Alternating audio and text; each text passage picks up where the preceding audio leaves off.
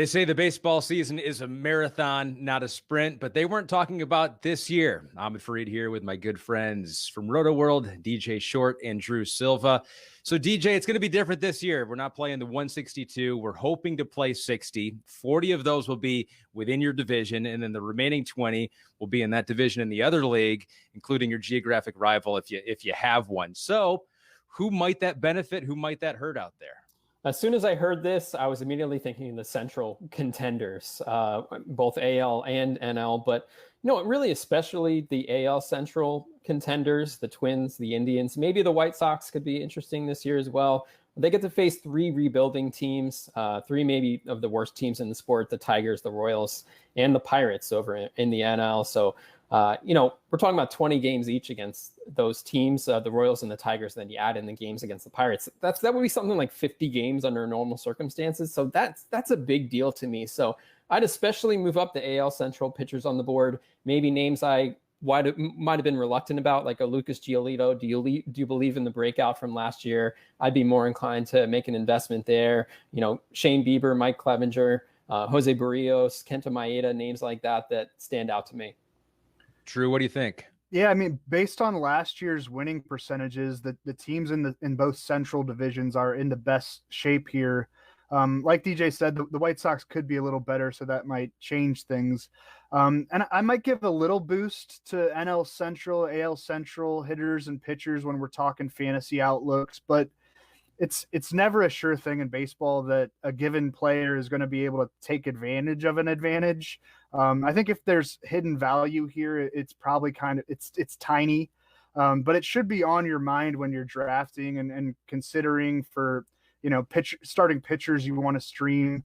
Only the teams in the NL West and the AL West will see Coors Field this year. So you have to factor that into both hitters and pitchers. Right. I wonder about this too, DJ, is that they're doing this and they're trying to limit travel as much as possible in 2020 for good reason. But I wonder if that means that some of these players, some of these older players who would take a day off here and there because of the extensive travel, you're not going to have as much of that this year. I don't know. Maybe they play more. Maybe they play a higher percentage of the 60 games than they would have of the 162. What do you think? Yeah. And the other thing about the NLDH is that, it gives teams an extra spot to rest a guy, or maybe someone's an AL DH and they would otherwise have to play the field or be on the bench. And now they can stay in the lineup. So I think that gives teams, an extra spot to really take advantage of too. But I think that's perfectly reasonable what you're saying. But then again, I think this season's going to be so unpredictable that we might not know what these rosters are going to look like, and they could change dramatically over the course of the season. I agree with that, Drew. Yeah. I do find the August 31 trade deadline to be really interesting. So that will be 5 weeks into the season, and the player you acquire, you only have for the final 27 days of the regular season if it ends on September 27th, like it's supposed to. And then I guess the postseason if you advance. But I mean, that's going to be tough. A team having to decide whether they're a contender after so few games, and then deciding whether to trade away prospects with the possibility that the season and or the postseason can't be finished because of the pandemic.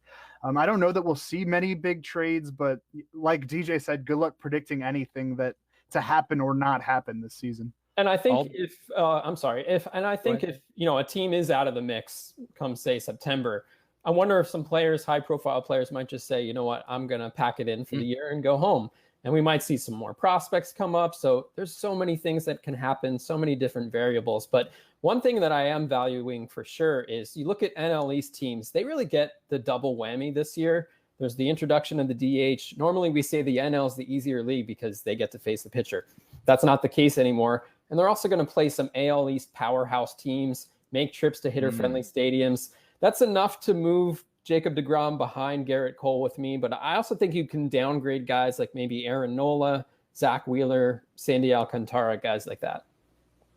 All right, guys. A lot of people asked for a shorter season than 162. It's really being put to the test this year with only 60. It is a sprint, not a marathon. DJ, Drew, thanks for the insights.